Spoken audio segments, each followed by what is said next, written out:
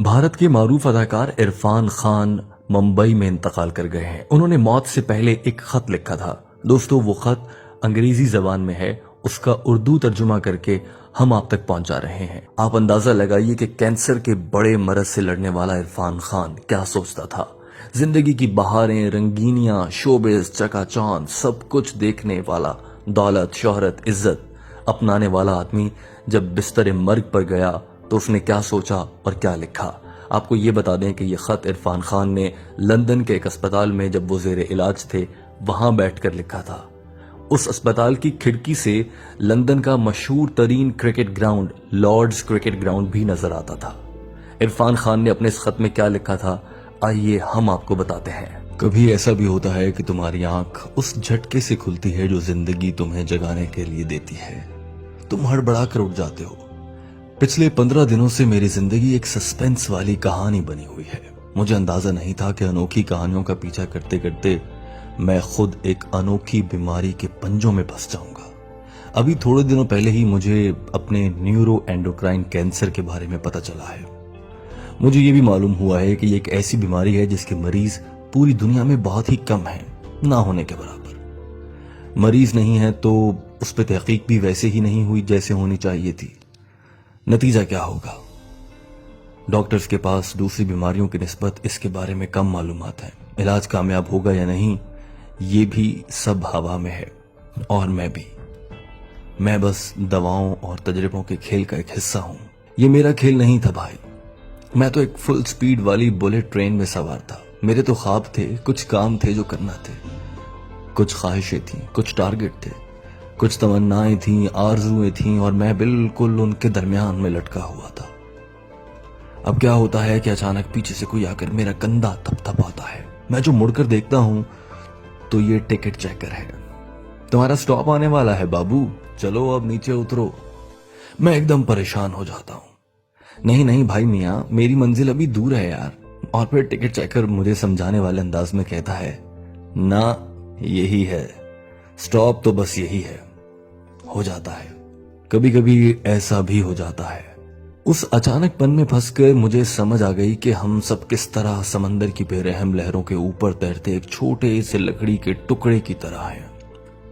बेयकीनी की हर बड़ी लहर के आगे हम तो बस अपने छोटे से वजूद को संभालने में लगे रहते हैं, ना इससे कम ना इससे ज्यादा। हरा समंदर, गोपी चंदर, बोल मेरी मछली, कितना पानी, इतना पानी, तो बस पानी, बेरहम पानी।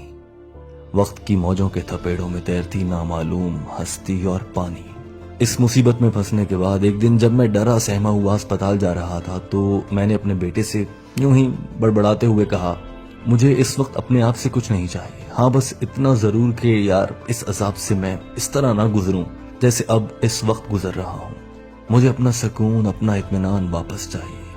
ये जो डर, जो खौफ, जो परेशानियां मेरे कंधों पे चढ़ी बैठी हैं, मैं इन्हें उठा के फेंक देना चाहता हूं। मैं ऐसी काबिले रहम किस्म की हौनक हालत में अब मजीद नहीं रहना चाहता। इस बीमारी का शिकार होने के बाद मेरी वाहिद ख्वाहिश यही थी। और फिर अपनी तकलीफ की तरफ मेरा ध्यान चला गया।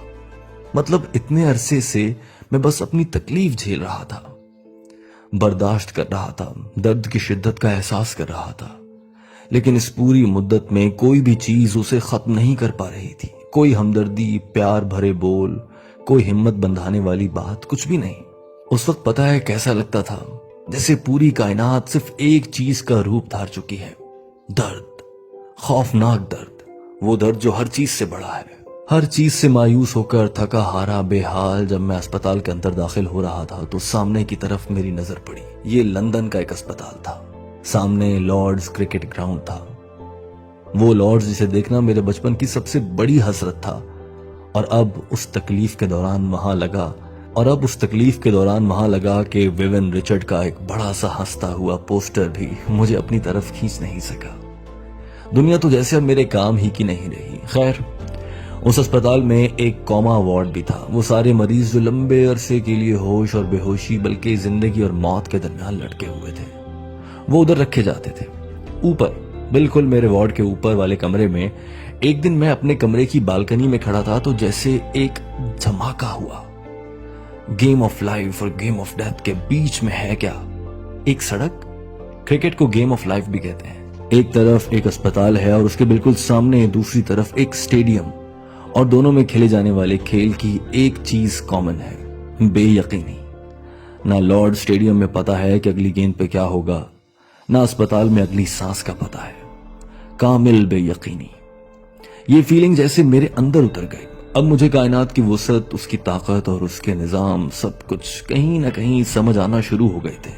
آخر میرا اسپتال ایک کھیل کے میدان کے سامنے کیوں تھا، اور صرف میں نے ہی اس بات کو اتنی شدت سے کیوں محسوس کیا؟ یہ سب مجھے آپس میں جڑا ہوا لگنے لگا۔ تو سمجھو کہ بس جو چیز یقینی ہے وہ بے یقینی ہے، یعنی بے یقینی کے علاوہ اس پوری کائنات میں کچھ بھی ایسا نہیں جسے یقینی کہا جا سکے۔ اب جب سبھی بے یقینی کے بھاؤ میں ہیں تو میں کیا اور میری بے یقینی کیا؟ مجھے تو بس اپنی باقی رہ جانے والی طاقت کو سنبھالنا ہے اور اپنے حصے کا کھیل اچھے سے کھیلنا ہے۔ That's it۔ تو بس اس ایک لمحے کے بعد مجھے سمجھ آ گئی۔ میں جان گیا کہ نتیجہ جو بھی نکلے مجھے اس حقیقت کو ماننا ہوگا۔ ادھر سب کچھ ایسا ہی ہے، چاہے میرے پاس 8 مہینے بچے ہیں، چاہے 2 ماہ، یا بے شک 2 اور سال، یا بے شک 2 مزید سال، سب کچھ ایک طوفانی لہر میں ہے۔ اس کے بعد تمام خدشے، تمام ڈر، تمام خوف، پریشانیاں، سب کچھ دھندلے ہوتے گئے اور میرا دماغ ان سب سے خالی ہو گیا۔ ساری عمر میں پہلی بار تب مجھے اندازہ ہوا کہ آزادی کا کوئی مطلب واقعی میں ہے۔ ایسا لگتا تھا جیسے مجھے کوئی بڑی کامیابی ملی ہے، جیسے زندگی کا جادو بھرا ذائقہ مجھے پہلی بار چکھنے کو ملا ہے، اور یہ سب میرے جسم کی ایک ایک پور میں اتر چکا تھا۔ اس پوری بیماری کے دوران لوگ میرے لیے دعائیں کرتے رہے، لوگ جنہیں میں جانتا ہوں، لوگ جنہیں میں نہیں بھی جانتا، وہ سب مختلف جگہوں پر مختلف اوقات میں میرے لیے دعائیں کرتے رہے، اور مجھے لگا کہ ان سب کی دعائیں مل کے ایک ہو گئیں، ایک بڑی سی طاقت جسے ایک لہر کی بڑی سی موج کی طاقت ہوتی ہے۔ وہ بس ریڑھ کی ہڈی سے میرے اندر تک اتر گئی اور میری کھوپڑی کے اندر اس نے اپنی جڑیں بنا لی ہیں۔ اب وہ ادھر اگتی رہتی ہے، کبھی ایک چھوٹا سا امید کا پودا، کبھی ایک پتا، کبھی ایک نرم سا تنا۔ میں اسے دیکھتا ہوں اور خوش ہوتا رہتا ہوں۔ اتنی ساری دعاؤں کے نتیجے میں اس پہ جو بھی پھول اگتا ہے، جو بھی نئی ٹہنی نکلتی ہے، جو بھی پتا آتا ہے، وہ مجھے صرف خوشگوار سی حیرت اور خوشیاں دیتا ہے۔ تو وہ جو لکڑی کا ننھا سا ٹکڑا ہے نا، اسے کیا ضرورت ہے کہ وہ پانی کے بہاؤ کا رخ بدلنے کی کوشش کرے؟ اسے یہ بات سمجھ لینی چاہیے کہ ہم سب قدرت کی گود میں بیٹھے ہیں، جو ہمیں ہلکے پھلکے جھولے دے رہی ہے، نہ اس سے زیادہ نہ اس سے کچھ بھی کم۔ That's it۔ خطرناک کینسر کی تکلیف دہ گود میں بیٹھ کر عرفان خان نے یہ سب کچھ لکھا۔ خدا عرفان خان کی مغفرت فرمائے۔ دوستو، عرفان خان کی جانب سے لکھے گئے اس خط کا ترجمہ آپ نے سنا۔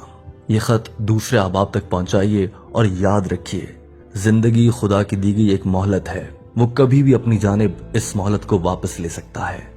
ہم انسان بے بس ہیں اور ہم انسان کوشش میں لگے رہتے ہیں کہ زیادہ سے زیادہ وقت گزار لیں، مال اکٹھا کر لیں، دولت بنا لیں، لیکن سب ٹھاٹھ پڑا رہ جائے گا جب لات چلے گا بنجارا۔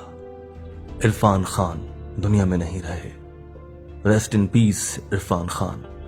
آئیں سب مل کر دعا کریں، اللہ تعالیٰ اس مسلمان اداکار کو جنت میں اعلیٰ مقام عطا فرمائے اور ہم سب کے گناہوں کو بھی معاف فرمائے۔